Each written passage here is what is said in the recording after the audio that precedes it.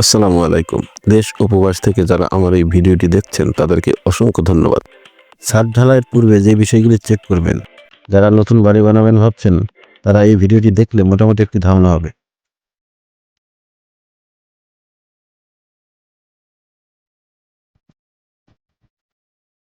ছাদের সাইডের কাঠ থেকে ছাদের রড ১ ইঞ্চি ক্লিয়ার আছে কিনা সেটা একবার ছাদের চারপাশে ঘুরে চেক করে দেখবেন। কোনোভাবেই ছাদের রড কাঠের সাথে মিশে থাকা যাবে না, সেটা চেক করবেন।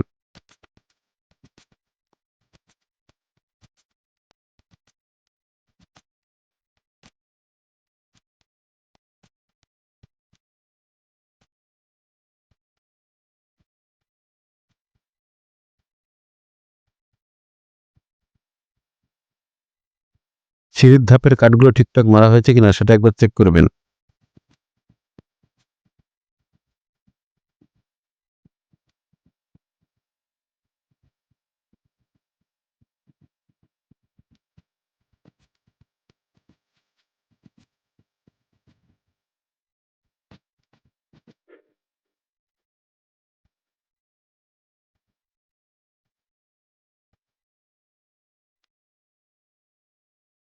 ছাদের কলাম আর ভীমের মাঝখানে একটা রিং দিতে হয়, সেটা দেওয়া হয়েছে কিনা একবার চেক করবেন।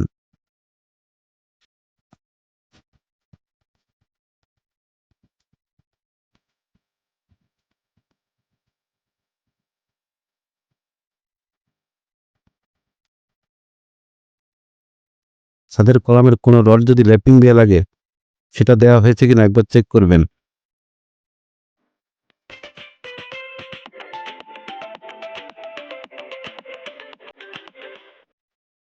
আর কলামের উপরে একটা রিং বাঁধতে হয়, যাতে কলামের রডগুলো সেন্টারে থাকে, সেটাও চেক করবেন।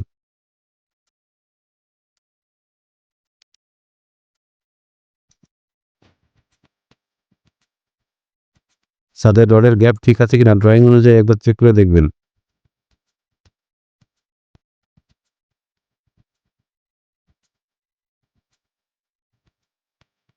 ছাদে 3-4 পাইপ দিবেন।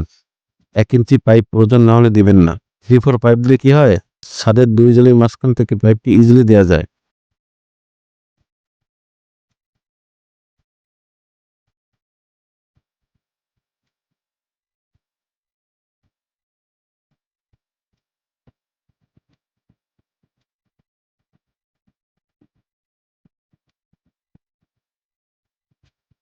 ছাদের ভীমের নিচের কভারিং ঠিক রাখার জন্য ভীমের নিচে ব্লক দিতে হয়, আর ভীমের সাইডের কভারিং ঠিক রাখার জন্য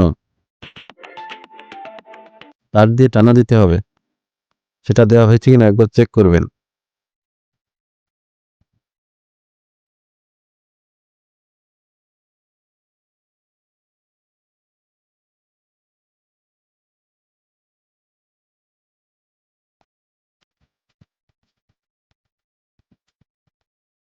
ছাদের রডের কভারিং ঠিক রাখার জন্য 2 ফিট পর পর ব্লক দিতে হয়, সেটা দেওয়া হয়েছে কিনা একবার চেক করবেন।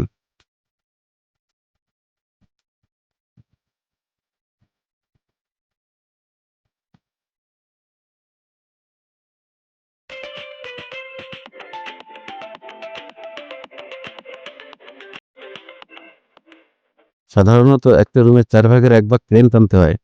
একটা রুম যদি 10 ফিট হয়, তাহলে চারপাশ থেকে 2.5 ফিট করে ক্রেন টানতে হয়। সেটা ঠিকঠাক আছে কিনা একবার চেক করবেন।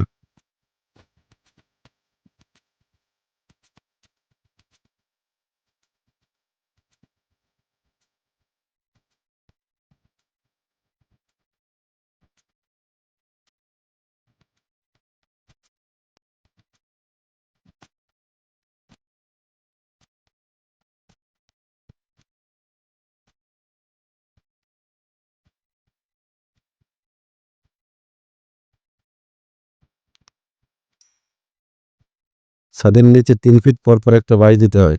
পরপর 2টা বাঁশ যেন খারাপ না হয়, সেটা একবার চেক করে দেখবেন।